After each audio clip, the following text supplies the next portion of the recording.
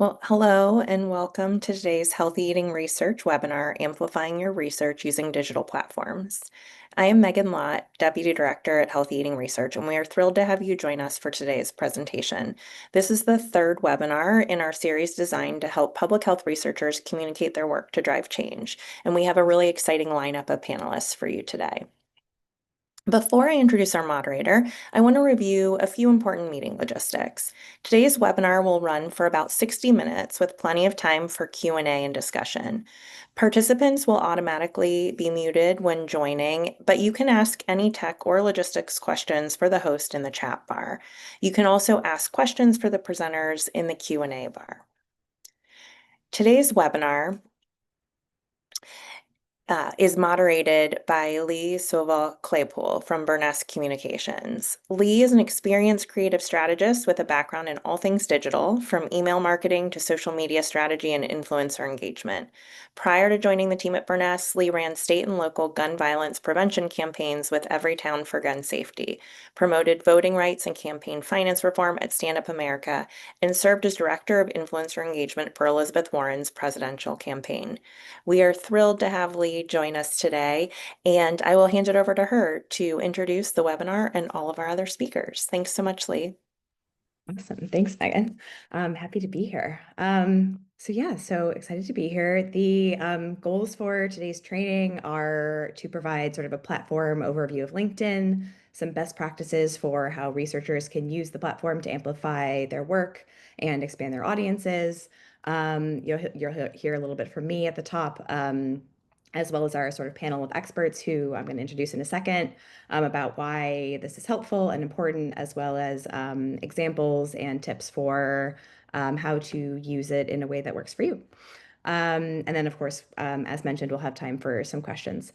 So after you hear from me, you'll be hearing from Lauren Au, who will be talking about her own experience using LinkedIn. Lauren is an associate professor of nutrition at UC Davis.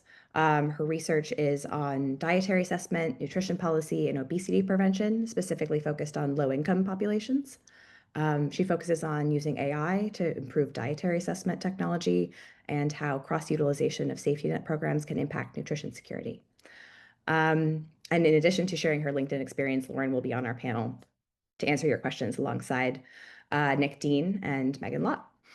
Nick Dean leads both of the wonderful digital and creative teams at Burness, as we develop everything from digital advertising campaigns to social media content strategies to website redesigns and email marketing for our many clients.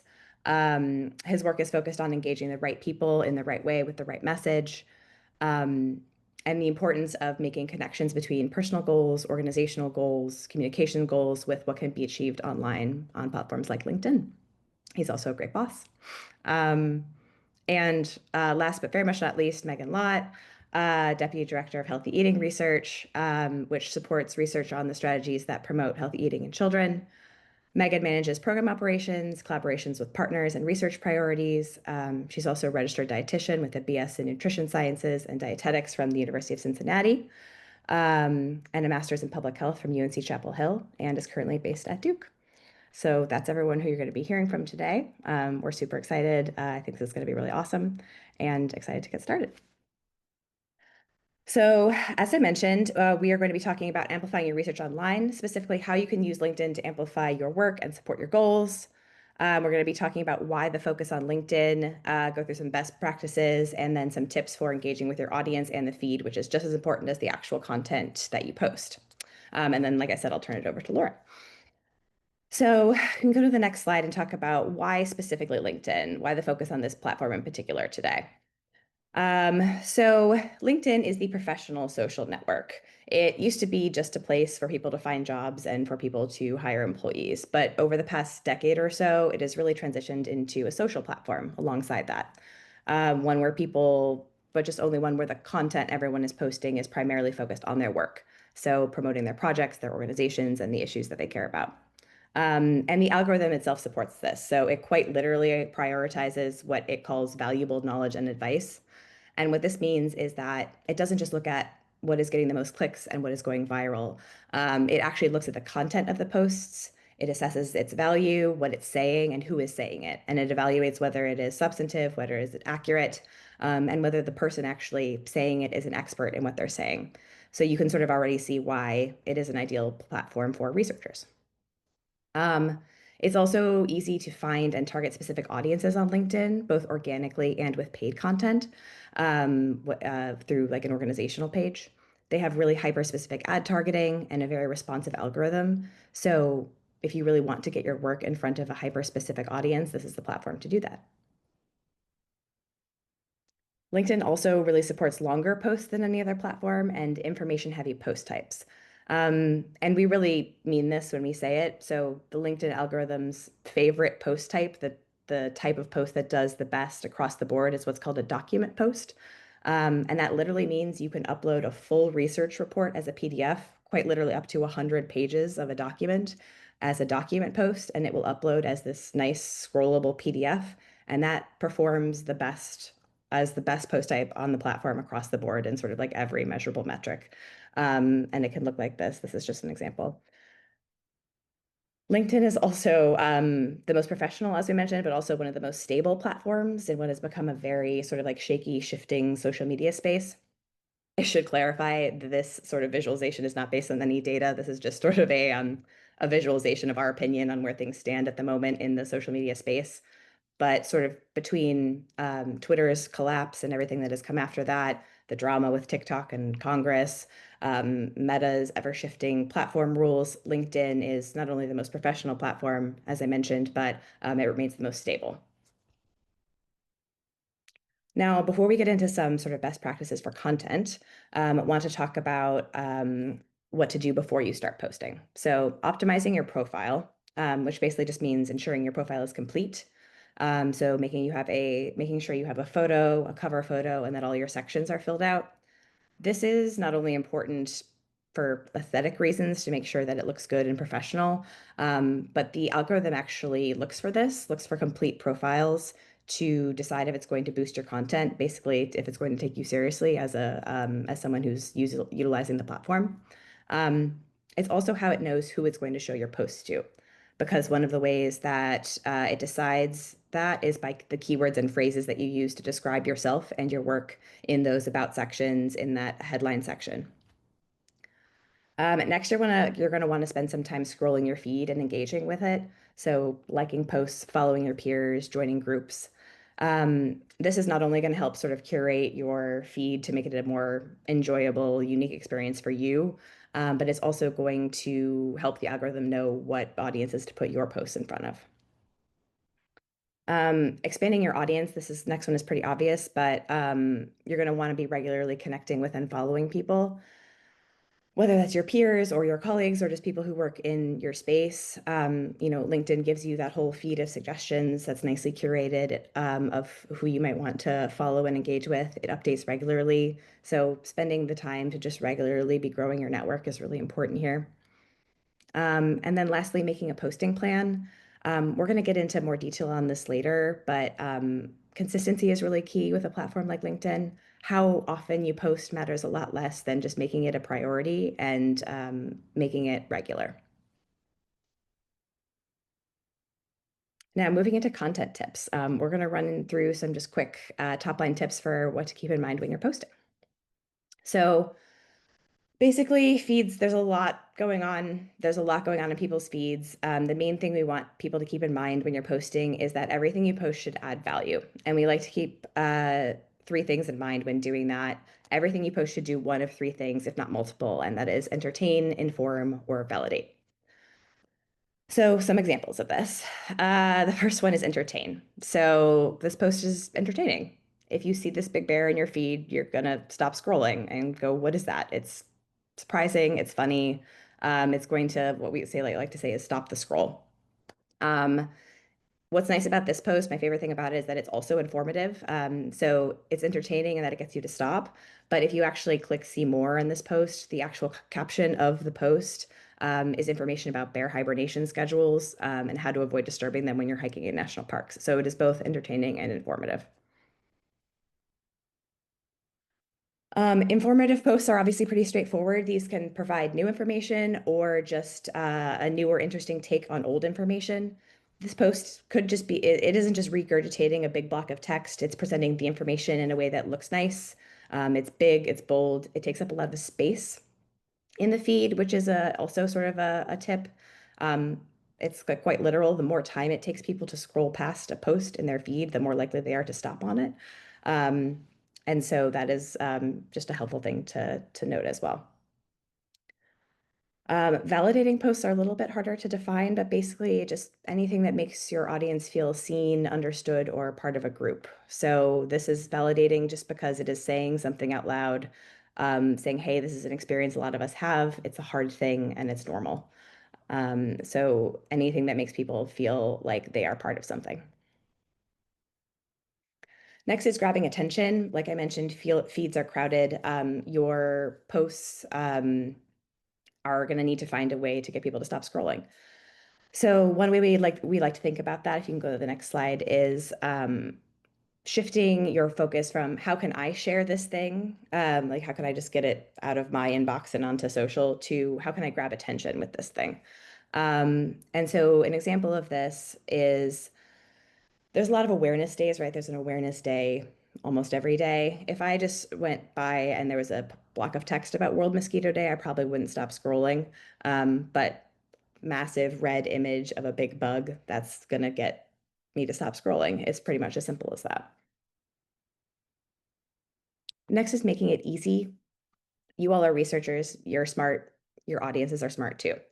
Um, that said, it's always the best practice to make sure that you are keeping your content simple, digestible, and shareable. Making sure that you're also scanning for jargon and taking that out for people who might not be familiar with your field. Even sort of the most brilliant among us are often bored and tired and half paying attention when they are scrolling on social. And again, like our feeds are crowded, our brains are overloaded. The recommendation is here is not to dumb down your work, but to do the work of making things easier to consume. You can go to the next slide. And so this could be as simple as putting things into a list, right? So this post could be just a long paragraph about the impact of Medicaid cuts, and that would be great. But putting it into a notes app list makes it almost immediately easier to read because it's bigger. It's more eye-catching in the feed. A bulleted list makes it easier to scan and skim, but it still conveys the exact same information, right? It doesn't take anything out. It doesn't dumb it down. It simply makes it easier to scan, digest, and share. So that's sort of what we mean about making something easy. Next is making it personal. So talking about why you care is going to make people understand why they should care.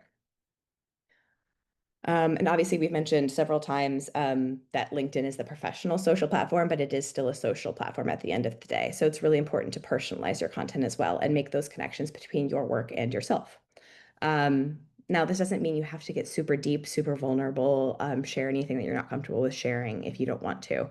Everyone has a different comfort level with this. So this could take a lot of different forms. It could be as simple as the post on the left, which is just on occasion sharing photos of you and your colleagues on the job. Or it could be like the example on the right, from Lauren, who was sharing a photo of her swimming and connected it to how it has helped her when it comes to academia. There's lots of different ways to get personal. Sharing a little bit about yourself is ultimately going to help people get to know you and is going to help the rest of your content, even if each post doesn't directly connect to your work. And then lastly, when it comes to content tips, quality over quantity. So consistency is key. The question we get asked the most is how often should I post? Monday, Tuesday, Wednesday, every day, 1 p.m., 3 p.m. The answer is there's no right answer. Don't listen to anyone who tells you that there is. The answer is you need to establish a consistent cadence. So any cadence that allows you to create quality content at a regular cadence, that is what you're going to want to shoot for. And then a related reminder on the next slide is that you have more than one bite at the apple. So you can be constantly coming up with new ways to share one thing. If you have a really major report, a really major piece of work, you don't just have one chance to share it. You can try lots of different ways to share it. And in fact, you should. because the algorithm really likes when you try new things and new ways in. This is an example of a article about redlining research and 5 different ways of sharing it, whether it's pulling out a key message, a quote, a data visualization. People who are following you aren't going to see every single thing you post. So you can share something 5 different ways over the course of a month and see what works and play around. And you have lots of different ways to try things out. And then lastly, beyond posting, so engaging with your feed and your followers is just as important as posting. You can go to the next slide. Staying engaged with your followers is super important. Social is social. You've got to engage with the people who follow you. It helps grow your audience and actually increases your post reach. But LinkedIn wants people who are active on the platform. It's going to help specify your audience and also diversify your feed. It's going to build trust and deepen relationships when you're commenting and sharing the content of your peers. And on the next slide, you can see that engagement can look like a lot of things. There's a whole spectrum of things you can do, whether that's just following, connecting with people, like I mentioned up top, reacting to posts, spending just like 1 or 2 minutes a day doing this, all the way up to working on a joint project with someone. There's a whole variety of things you can do. And we recommend spending, as we'll get to on the next slide, just a couple minutes a day doing this. So last thing I'll say is, we know I just threw a lot at you really quickly. Some of you may not use these platforms. Some of you may already be on these platforms. Some of you may not be using them at all. So if you're super new to this and you need just an easy 1, 2, 3 method to start to bring this into your day to day, we recommend this sort of like 1, 2, 3 method, which is that every week you post once, you share 2 posts from someone else that you like and respect and are excited about, and you log on and you engage with others 3 times. And that could be as simple as liking 3 posts or reposting 3 times.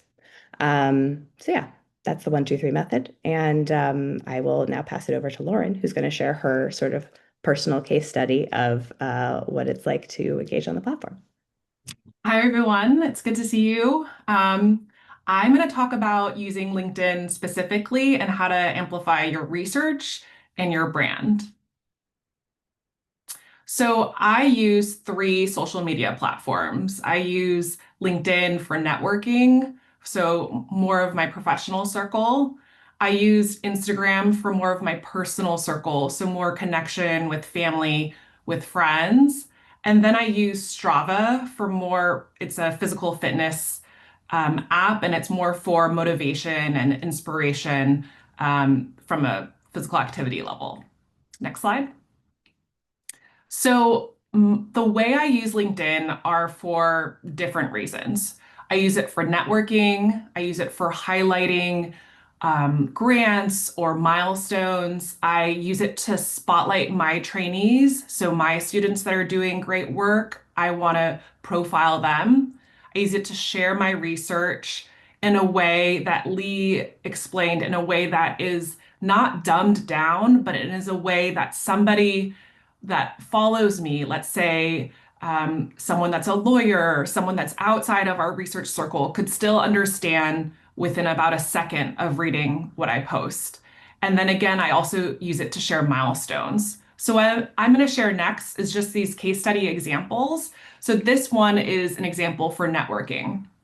So on the left, I have been trying to have a more deliberate effort of taking pictures at conferences so that one, I can post those pictures with those collaborators. So on the left is going to the Robert Wood Johnson Foundation Healthy Eating Research meeting this past year.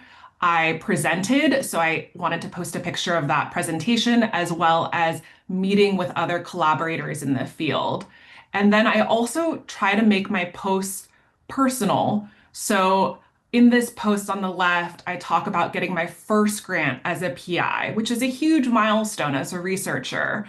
And then talking about, this was 10 years later that I'm coming back to this meeting, which was really, pivotal because it was also the 20th anniversary for HER. And then on the right, I also use it to try to promote job postings that we have at UC Davis, specifically within our department. And so that's could be another way of networking and sharing. And I also try to tag my colleagues so that they can then easily repost. I also use it for connections. So Lee had shared this one on the left about swimming. So I grappled with this one actually, because this is one of the more personal posts that I've had. I don't necessarily share swimming with my professional network. However, I had been thinking a lot about rejection in academia, and I wanted to normalize it in a way that people could understand and to think more about your brand. So, what are you bringing that is unique to your work and that's unique to you? And so I posted this picture of me swimming in the bay. And I think about a week or a few weeks later, my colleague, Dr. Allison Brown, who's a program officer at NIH, posted a post of her doing a triathlon. And in her post, she acknowledged me and thanked me for sharing my journey and my physical activity journey. And I thought, wow, this is such a good connection because she tagged me, other people requested to follow me. So it's like this building further of a network. And then, as I mentioned earlier, for highlights. So I've noticed with different posts that if I post a picture of me holding something or doing something, that's going to get a lot more impressions. And impressions are when a user sees this post. So only I can see this data, so you can see your own data. But on the bottom left in the gray, you can see on the left 5,577 impressions. So that means that this post was reached really far reaching. So I can see which ones are sort of disseminated more widely. And the ones that have pictures typically are going to be disseminated more widely. So on the left, I got an award at the ASN meeting and I tied it with getting 10-year around that same time. And then on the right, I highlighted getting a grant from American Heart Association, and they sent this cool certificate. And so those pictures with holding something or you really does get a little bit more momentum. And one thing that I've been trying to strategically do, so as a faculty member with trainees, I have trying to promote them to post themselves and so that I can repost what they share. So on the left is one of my PhD candidates, Christabel, who's in my lab, and she just passed her qualifying exam. But she also presented at the ICN meeting in Paris and had some like just really great milestones this past year. So she did this wonderful post. Then I was able to quickly repost it. And I just wrote maybe one or two sentences to have a little bit more personal connection to her post, but allows me to do it very easily. So if you can encourage your students or trainees to post, then it'll make your job easier. And then on the right, I had to encourage my other PhD candidate, Elena Cheney, to start actively using LinkedIn. But so I was posting pictures of her, and then she could then repost what I posted. So I try to take pictures at conferences, always of my trainees, send it to them so that they can then post themselves. I also use it to try to promote research. And this is tricky, right? Our research sometimes is really complicated. It's really not easy to distill in a few sentences. And so I try to do what Lee suggested, where you do kind of different ways of amplifying it. So sometimes I'll do it where I'm sharing the paper itself on the left. Okay, so this is an HER funded project I want to highlight. I'm going to tag HER. I'm going to tag my collaborators. And I'm also going to tag institutions or centers that I'm affiliated with so that they can then repost. Then I'm going to include the article in that post. It's open source, so people can see it widely.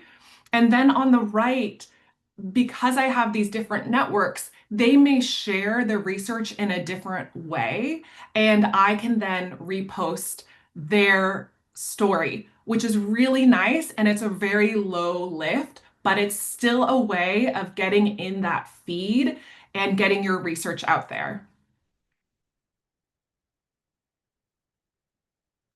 And this kind of ties to those highlights or milestones. So I often think about within academia and research, it's such a long process. It takes forever to get through graduate school. It takes forever to have a postdoc. You go through all these periods, and oftentimes you don't have really ways to celebrate it. And so I often think of these milestones in my life that I am very proud of. So on the left, I just recently celebrated 5 years as a faculty member. And I was reflecting on that when I interviewed for my position, I had a 1 month old. And I I just remember vividly that experience of having a 2 day, all day interview on campus and being so sleep deprived. To then fast forward 5 years later, where I have three brilliant trainees who I'm so proud of. And it was just an epiphany that I really wanted to share with my network. And so it was a little bit of being vulnerable and talking about that job experience, but also allowing people to see my brand. Like that's me. I'm a working parent, and this is how I navigated the job market. To now, I am still a working parent.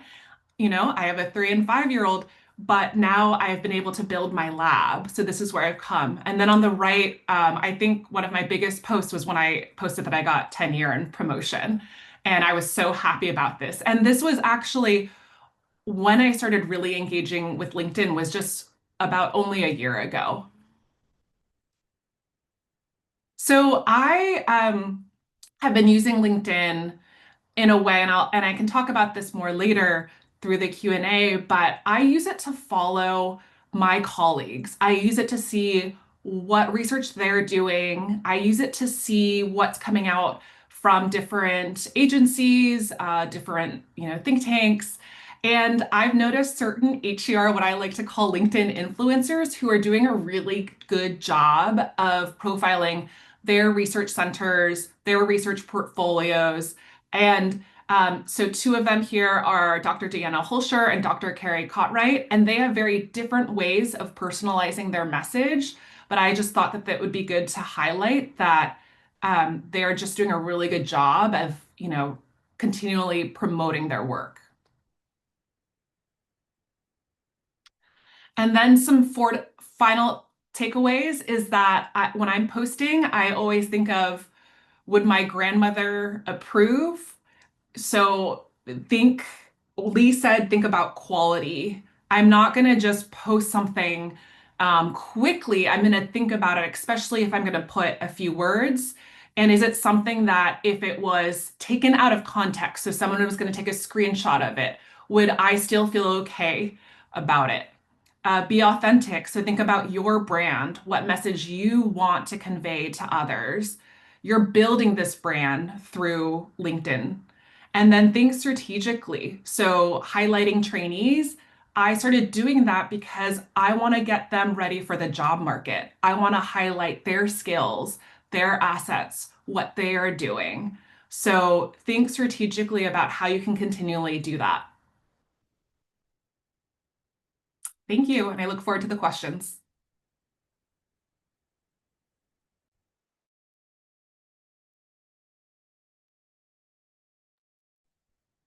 Awesome. Great. Well, I can kick things off. We've got a couple of questions. We've got a lot of questions already, so excited to get started. Wonderful. All right, so I'm going to start actually with a question for you, Lauren. I know you were just talking, but so apologies. But would love to know, like, I think one of the things that we hear a lot, and I feel this deeply, but is that people don't have a ton of time for social media and everyone is like super busy. How do you make it a priority with everything else you have going on? And do you have any tips for sort of maintaining that steady like cadence of posting on top of everything else you do and integrating social media into your routine so it doesn't just feel like another task on your to-do list? Yeah, that's a really great question, Lee. So I would say that in the beginning, when I was just starting to get going with LinkedIn, I was maybe checking in once every other week with LinkedIn. I wasn't actively posting, I was just sort of seeing what was out there. And then I started engaging much more recently, like in the next last 3 months, where I will check it maybe 1 to 4 times a week. And I will post usually once a week or once every other week. That could be my own personal post, it could be reposting something. And it takes about maybe 10 minutes each time I log in. So, not a lot of time. Again, if you have a network where you're following your trainees and you can just repost what they're doing, or if you're following healthy eating research and they have some good information, you can repost and reshare. So it doesn't take that long. And I've just been trying to do it about 1 to 4 times per week. And again, I do it at times where I just need a break from looking at really heavy documents or preparing a lecture. I kind of do it in between.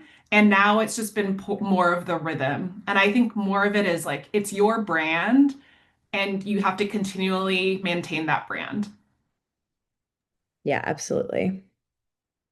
Thanks.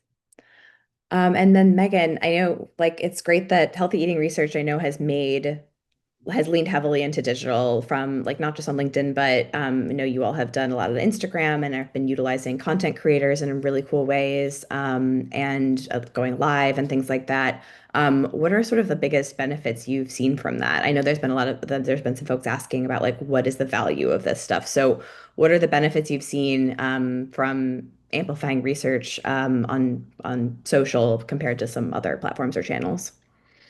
Yeah, I think, because we've been mostly talking about LinkedIn today, we see LinkedIn as a really valuable platform for reaching other researchers, organizations we work for or work with, and amplifying our research reach.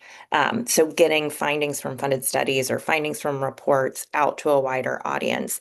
We are not doing the kind of like Instagram influencer thing on LinkedIn per se, but we've invested a lot on the other platforms as well because we've just seen how much it increases our engagement and the volume of people we're able to reach. So, for example, what we had our new healthy beverage guidelines come out earlier this year in January 2025. And those were exciting because they were taking our previous early childhood beverage recommendations and extending them through age 18. And there were some new things in here, like new rules on or new recommendations on minimizing caffeine consumption, for example. When we engaged with influencers, we saw a 25% increase in following. So just by engaging with other influencers to share our content, we had people automatically just following us, like, oh, we want to know who healthy eating research is. It also led to more engagement. So likes, comments, shares, reposting of our content. From that one campaign we did with influencers over like a 5-day period, we had 1,500 engagements, which I don't know in metrics if that's a lot. It feels like a lot. And, Lauren shared on her post where to look for the impressions and reach. We had 2.3 million impressions from that effort. So, we're seeing, I think, engagement rates from what we're told far exceeding the industry standard when you're looking at health campaigns, like a 17% engagement rate. I think most campaigns typically get more of a 1% engagement. So, I think we really were able to design our content using a lot of the tips and working with Burness for guidance on how to make it exciting, how to make it interesting.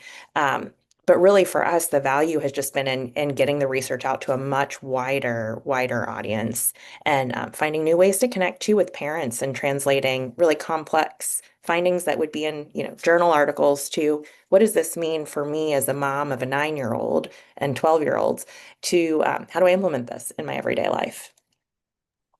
Yeah, I think that translation is really key and what social can be super helpful for. That's great. And then Nick, I mean, similar on like what is the value here? I think a lot of times in our work we see people thinking of social as the last thing people think about is just a promotional tool. Like when everything's said and done, just you throw it up on social. Can you talk about some other uses for digital communication and social that maybe haven't been touched on yet, and about the benefits of making digital communication and social media more integrated and strategic part of folks' work from the start? Yeah, totally. I mean, first, thanks for having me. And Megan, that campaign is a good example. We started talking about the digital execution of that way before it went out into the world.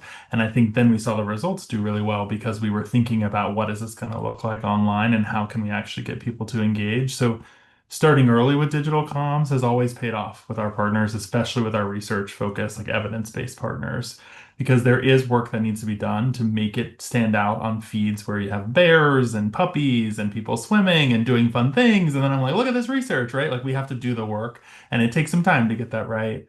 But it's also totally understandable that people might find social to really squishy or superfluous sometimes, or just kind of last minute, hey, let me put this thing up because it can look like that on the outside. I think some of the things it can feel really self-promotional. And there's certainly an element of that. Like part of this is self-promotion. So that's I don't want to say that's not all, but there are other things. I learn a ton from social, like from the people I've connected with. I hear about conferences I should really go to. I get ideas for how I should lead my team. I just learn a ton. So when you build out a digital comms presence correctly, when you're making the right connections that are in your space and are focused on what you really care about and what you work on, the community aspect of it is something that's not talked about a ton, but you get a lot of benefit out of it as well. So it can feel like a lot of work, but I think you do get something out of it in terms of that community. I also think it's really important right now when you build an online platform, you can then turn around and tangibly help your colleagues, your peers, your friends, your family get the word out about their work. And right now, that network effect is hugely important. We can all kind of help each other out by building that network that gets the evidence-based, trusted information in front of the right people. Like we all kind of have to be in this together and rising all the boats together. And so when you start to build your own presence and start to have a reach and see those impressions tick up and up and up, imagine the network effect of all of us doing that together. Great. Now evidence-based research is taking over feeds in the way that it wasn't before, right? So I do think there's a little bit of like all of us shine our light and it's going to get brighter. That's a part of social that's lost because it does take work, but I think it's there. Conversations are happening there, and let's get our conversations there, get our evidence and our research there as well. And then lastly, when really done well, digital comms can amplify, I think, every piece of your work. I've heard of leaders getting contacted to speak at events, getting asked to do a media interview, getting asked to consider a grant application simply because their LinkedIn post got in front of the right person at the right time who was really interested in what you had to say that one time. So that can be hard to track. It can be fun to look at the big impression numbers, but sometimes one person with the right post and the right thing unlocks something that's really important for your work. So if you can kind of frame it that way, that investing some in digital comms can help you at the recruitment stage, can help you at the grant application stage, can help you at the networking stage, can help you build your brand. Like it can really do all of those things when you are consistently stewarding it, like Lauren kind of pointed out. That's kind of what I would say. There's a lot of benefits to it, but it totally makes sense that on its surface, it feels kind of like, why am I doing this and what am I doing? But when we're thoughtful about it, you actually start to see, wow, there's actually a lot of opportunity here. So. Yeah, absolutely. I'd love to just add one thing, Lee, if that's okay, to Of what Nick course. said about starting early and planning. I think one of the things that we are constantly doing at Healthy Eating Research, even at the very beginning, like contract stage of we've funded a research study, we're working to set up the scope of work with the group and get all the contract papers finalized. We're always asking, like, what are your final deliverables, and pushing people to think beyond the traditional journal manuscript. And that, we're starting to see people thinking about things like, how do we create content for social platforms that are going to help share this or other pieces, which is really exciting. But when we have findings too, and we're at a later stage and we're thinking about dissemination plans, the dissemination plan, we're always thinking like, what are your key messages, top findings? And as part of that, how do we use those to craft everything from like, here's the blurb to share about this, but also what are some sample social posts that you can use or give to partners to use to help make it easier for everyone. So I think just a couple of examples of that, like planning early, that are really actionable for people thinking about promoting their research this way. Yeah, absolutely. So we have a series of sort of like interesting questions about the sort of like approach to the personal versus professional that I'd love to, there's a number of them, so I'd love to propose those to you guys. So the first is that folks have noticed LinkedIn becoming more personal and less professional. So people sharing stories of grief and personal family losses, things like that. And the question is, do you think this is negatively impacting LinkedIn's reputation and usefulness as a professional social network? So I'm open to obviously I think if any of you have thoughts on this, but Nick, I know we work a lot with like I know like thought leaders and folks at Burness who are using their personal pages a lot. So I was wondering if maybe you wanted to start, and then others, obviously, if you have thoughts, jump in. Yeah, I think it's an astute finding or noticed a noticeable thing that people are seeing more of, and it's because of the popularity of LinkedIn. I really strongly believe that social networks are just like if everyone were standing in a room talking, like that's what you start to see in the feeds when it's doing really well. And it makes sense. Like we are all humans and human things are happening to us. We're working moms, we're working parents, we are also getting tenure, but we're also losing people in our lives, but we're also really excited. Like the emotions are real. And I also think people really gravitate towards emotions. So we try to talk to our partners about the idea of where can you get comfortable revealing a little bit about yourself, but that feels totally safe to you and isn't like completely gross, right? And so I think some people are just naturally in life more comfortable talking about those things and putting them out on the platform. I think that it's hard to say that because some people are sharing more than others that the platform is no longer professional. I definitely think most people, when they sign on to LinkedIn, are in a professional mode of mind. It's their place where they're showing up as their career, which is why we've seen such good results when we are looking for audiences like researchers or looking for audiences like policymakers or things like that, because they're kind of using the platform exactly in the brain space that we're hoping they are. So just because people might show up at the workplace and talk about those things, I don't think it changes the professional nature of the platform. And I think people are still coming to the platform looking for professional resources, looking for research, looking for connections. So I think you're still safe to use it. Yeah, I love that analogy of like thinking about what would happen if you were all in a room. And I think just having a conversation, there's no right or wrong answer here. It's kind of like, who are you as a person and what are you comfortable sharing? I'm generally super open, probably too open sometimes, and have no problem sharing details about my personal life in most cases. Other people like would cringe at the idea of talking about what's happening in their personal life. And so I think there's no right or wrong answer. It's just about what you are comfortable with as an individual. Yeah, absolutely. And then on the sort of on that note, there was also a question for Lauren about like, what if you're uncomfortable, sort of tips for folks who are uncomfortable sharing personal or professional accomplishments. So not just on the personal side of like your personal life, but if you're uncomfortable sharing professional accomplishments and how to sort of get over that hurdle. I see that from my friend Shannon. That's a great question. And I think a lot of people don't necessarily feel comfortable highlighting their work or their milestones in that way, or even like taking pictures. I know a lot of people are camera shy. So I was thinking in that example, if you had an HER funded study, for example, and you would feel more comfortable that accomplishment or those highlights coming from HER, then you could work with them to share it and you could just repost it with maybe just one line of like, this is our HER funded research that does X. If it's about certain highlights about your organization, maybe there is a social media group that is able to post on sort of on your behalf and highlight it that you could just repost. If you have staff or trainees that are more comfortable with sharing the work, again, it could be something that then you could repost. So I think there's ways of engaging using LinkedIn where you don't feel the pressure to share your accomplishments yourself, but through your network. Yeah, I think that's great. And then on the, sorry, go ahead, Nick. Oh, I was just going to add also, you can make that kind of part of, you can show up as yourself and go, I dread sharing this, but this thing happened. Like you can say those things. And in fact, it probably will do better because the people who have connected with you know that about you, right? It's a part of your personality. So you might want to lean into some of the, like your uncomfortableness or like your hesitation to do it and say that. Like I hesitate to share this, but also it's important work, so here it is. I think that actually is a voice that we're used to hearing and like people would resonate with. And you might find that everyone goes, keep sharing, this is really helpful, or and start to encourage you as well. But I love also the idea, Lauren, of finding other channels to get it out. If you really truly don't want to be the face of it, there are other places to do it. Yeah.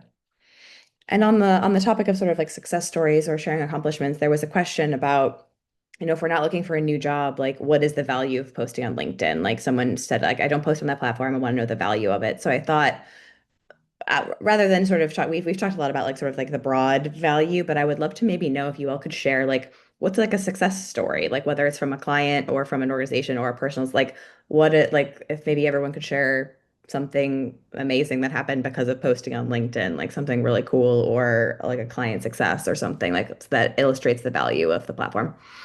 I think to answer that question, like I'm not job searching right now, but I use it for again building that brand or building that network. I like to see what other people are doing in research. I learn from articles that people share.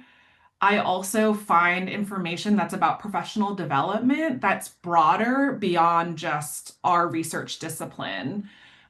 So I think there is um, value of being active on it, and even if you're not job searching. And I think what also is helpful is engaging with organizations that you value and you want to keep up to speed with what they're doing. I do a lot of work within nutrition policy, and it's really hard to stay on top of everything that's coming out. But I might follow FRAC, for example, or Feeding America, and they or National WIC Association, and they are continuously posting feeds of what is happening in that space, and that's a way that I can stay on top of it.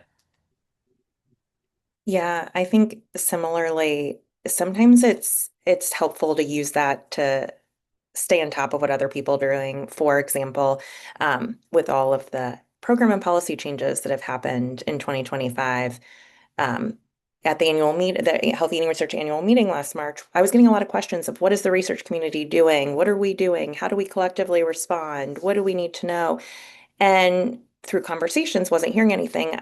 I put a LinkedIn post out there. What are people hearing? What are people doing? Are their networks activating? And I got a lot of good engagement. Mostly what we heard was like, it doesn't feel like there's a collective response. Well, HER then launched the Strategic Research Collaborative as a new work group, pulling researchers and partners together to help um, respond to what the current program and policy changes are and identifying where there are research gaps and needs and just providing a space for the research network to engage.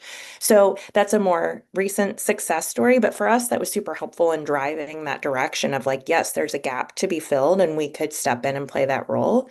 Um, but other times it's just great to also see what my colleagues are doing and, who got what award, who is job searching, who's not job searching, especially with a lot of USDA and FDA, CDC staff being let go. It is helpful to know what colleagues are job searching and help forward things or make sure they're linked into different networks as well. So, I'm sure one day they'll repay that favor if I'm in a similar situation. It's been that kind of like nice support network in that way too.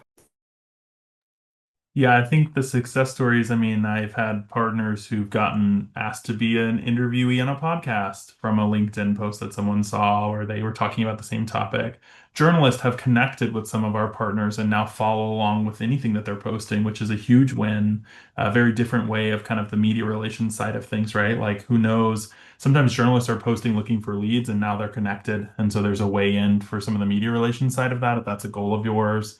And then I totally agree if the job searching part of it is not a priority for you, or I think LinkedIn has evolved to be much more community focused in general. So it's really helpful for finding jobs still. And I think there was a question about like the premium version of LinkedIn, which I think is still very focused on if you're looking for a job or doing lead generation or things like that. That's probably where you could use that. But the traditional kind of basic LinkedIn, I think, is still now much more community focused in your career area, and you kind of can find your niche of people wherever you're going. Is everyone that works in this space on LinkedIn? No, but is a very large percentage of the people? Probably. There's a big group of folks that you work with or that work on similar topics, definitely posting or at least active on LinkedIn on a regular basis. Nice. There are a handful of questions on each of these things, and so I'm going to do my best to sort of combine them into sort of one bucket of questions. But there are some questions about the difference between sort of personal pages and organizational pages, both when it comes to sort of the technical difference in strategies and setting those up, but also what the difference is when we talk about like a personal brand and what that means and establishing that versus like an organizational brand. So I'm wondering if you guys can speak to that sort of the technical difference between the personal and the organizational pages and those strategies, but also sort of like a little bit elaborating on like what we mean when we say like our personal brand, like what it means to establish that voice when it's just like us. Um, so yeah, I don't know. Maybe Nick, if you want to take the technical one, and then yeah, or I think Megan, you probably speak to that too. And then Lauren, if you want to talk, elaborate a little bit more about what finding your voice maybe on yeah. Megan, you want me to go first? Okay. So, yes, we tend to think about it when we're doing strategies on LinkedIn in two different ways. Organizational pages on LinkedIn, so that would be like Healthy Eating Research's page, and then individual leaders like Megan's page or Lauren's page. And there is a really interesting kind of trend that I think is now just cemented as a fact that individual pages on LinkedIn are going to always outperform organizational pages. It doesn't mean you don't need both. Like there could be strategic communications reasons why you need both, and probably you do need both. But it's been really interesting to see just how effective it can be for an organization to have a leader be active on a personal LinkedIn page. Some research, and this is probably outdated at this point, but at one point, an individual, like a personal LinkedIn page, would get 10 times the reach on average than a company page. And that makes sense because we all want to hear from people, not brands, regardless of if it's a nonprofit organization or like somebody that sells shoes, right? Like we want to hear people, we want to see faces, we're humans. And so you wanting to run your own LinkedIn and talk about your work and yourself is actually really beneficial to the organization you work for and everything else too, because it's probably a much more effective mechanism for reaching more people quickly.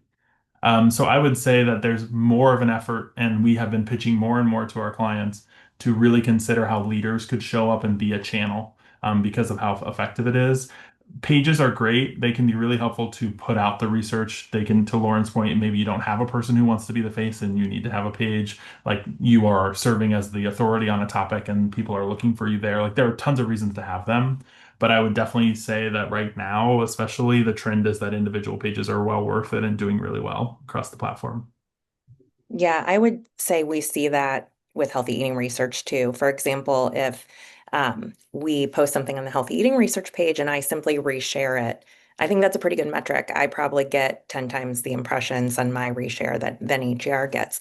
The benefit, though, is still there are people following us. They might not be resharing or engaging with healthy eating research posts, but also the benefit to me as an individual is like our comms team does that, and then I can Mhm. repost, reshare, and I don't have to develop new content. I think that there's also times where having my personal page allows me to comment on things that healthy eating research as a program wouldn't comment on.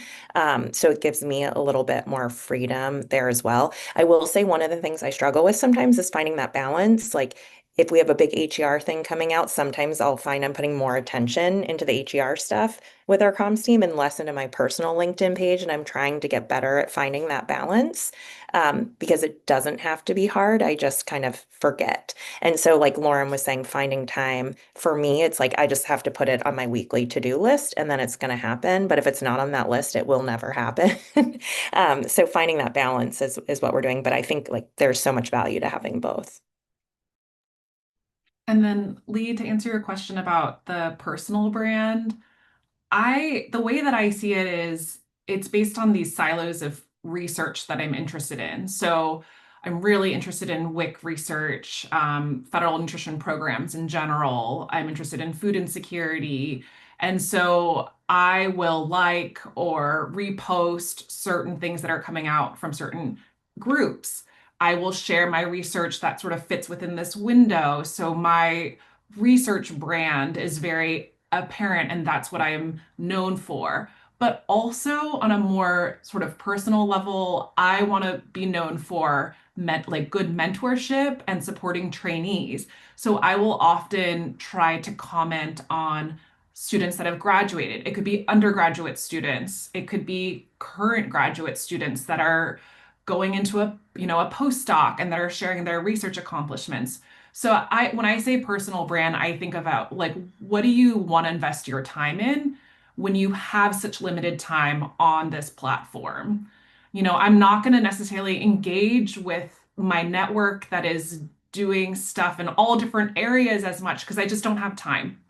So it's kind of building that and then also just being authentic with what you feel comfortable with sharing. And I know some of the questions that have come in is about being a little bit more hesitant about sharing personal details.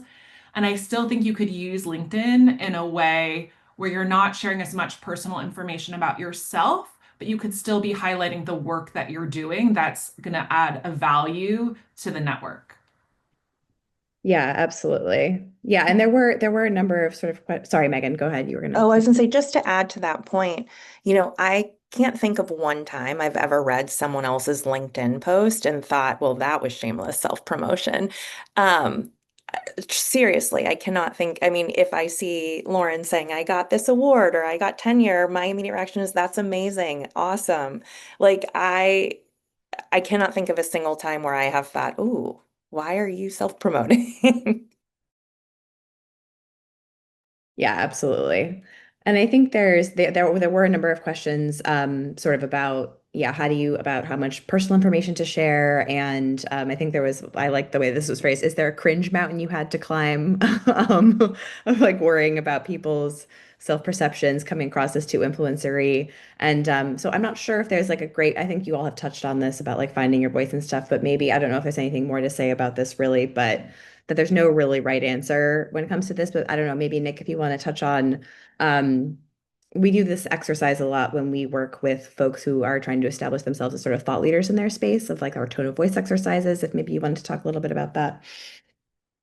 Yeah, I think just setting some guide rails, like guidelines for yourself early on is good, what you will and won't post. Like tons of partners are not talking about their families, not posting about their families ever, and that's off limits, and that makes a ton of sense, and we just don't do it, right? Other people have decided, I think there's some people on LinkedIn who only use their first name and their last initial. There are some folks who only include their current job. Like you have a lot of control over how you present on LinkedIn. You do, I mean, yes, we're talking about filling out your profile fully, but what you put there and how you put it and what you share, you really do have a lot of control in. So you can start to get comfortable. And maybe for the first couple of months, all you're doing is talking about your work, right? You don't have to do all of this right now. You could just start by seeing, is it worth it when I, put up my manuscript or I put up my latest research or whatever it is? I think you could start there. So that's one thing is that you do have a lot of control and you don't have to do everything exactly the same way everyone else is. And you can still really much succeed on LinkedIn without folks knowing much about you at all.